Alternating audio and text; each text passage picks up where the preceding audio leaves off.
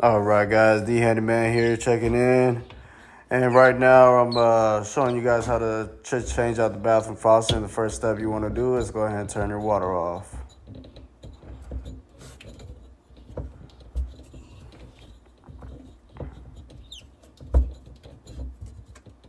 Go ahead and make sure they're all the way closed, all the way. Don't go too hard, you'll break the valve. Alrighty, and then right after that, once you turn off the valves, you want to go ahead and head towards your supply lines. And right righty-tighty, lefty-loosey, you want to turn it to the left, get them out.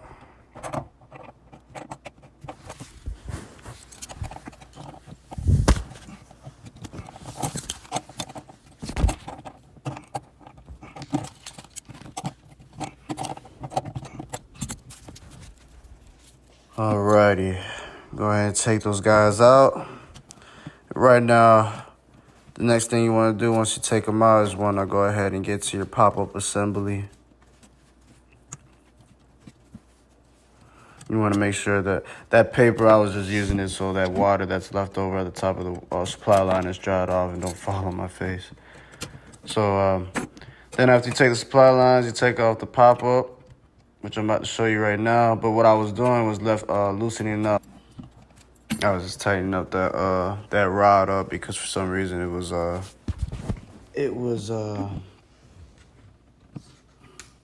loose for some reason. Now we're gonna go ahead and take these brackets off that's actually holding the sink together, or sink down. Take those off. You want to go ahead and yank it out. Good to go to take it out. And here's the new bath faucet we're gonna work with today. It's a different style, but it's brushed knuckle at the end of the day, so it's the same thing. Go ahead and take that out.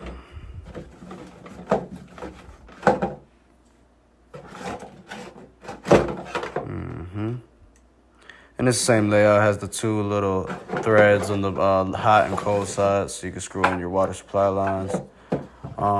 And it's gonna have the same brackets also, which I'm about to pull out now. That right there is actually your, just goes on the bottom of your sink faucet. And those are the brackets that we're gonna screw down to the bottom of the faucet. And that's the first step you're gonna do. Go ahead and make sure the faucet is tightened down.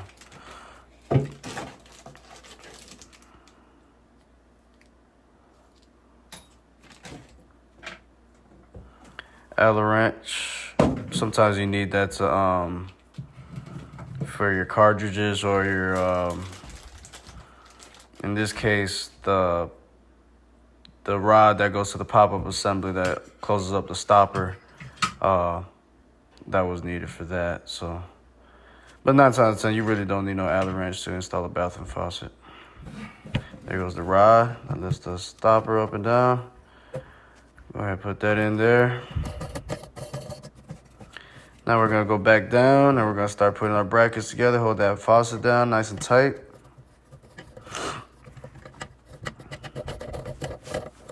Again, righty-tighty. Turn all the way until it's flushed.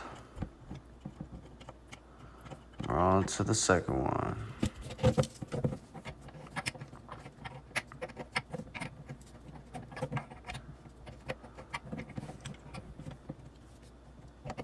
All right, once you got that tightened up, you want to put your little pop-up assembly back together.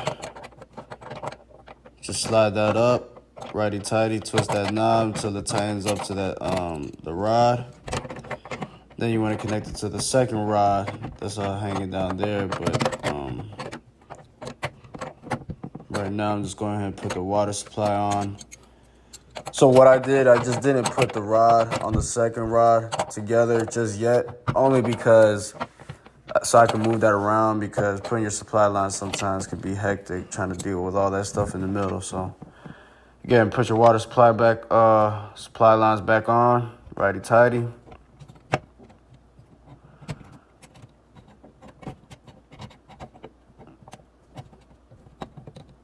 I don't know why the camera work came out like this, all slow in certain scenes, but I do apologize and we will correct that. So we're on to the second one, righty tighty. Go ahead and tighten those guys up.